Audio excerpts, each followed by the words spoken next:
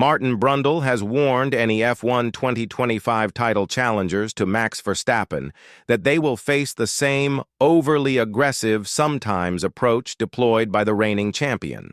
That is because Brundle says Verstappen is hardwired to race that way and is so clever in how he does it, with the criticism faced in 2024 not something which will trigger any change.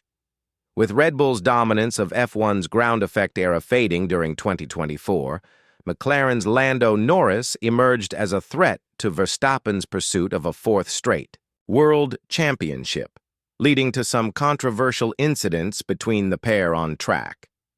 Most notably, at last season's United States GP, Norris was penalized for leaving the track and gaining an advantage after attempting to pass Verstappen.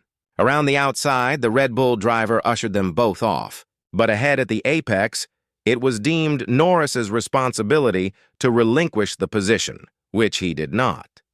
At the following race weekend, though, it was Verstappen punished by the stewards, picking up a pair of 10-second penalties after a fresh tussle with Norris, one for leaving the track and gaining an advantage, and the other for forcing Norris off.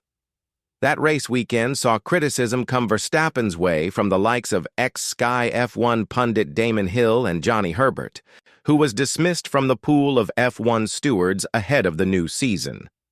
However, Brundle, as he looked ahead to the F1 2025 campaign, said this is how Verstappen is hardwired to race and an approach which has shot him to elite F1 status.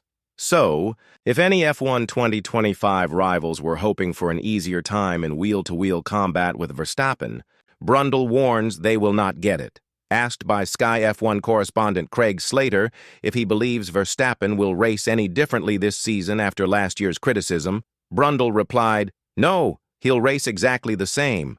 That's how. He's hardwired. That's why he's a four-time world champion. We saw it against Lewis Hamilton. We've seen it more recently against Lando.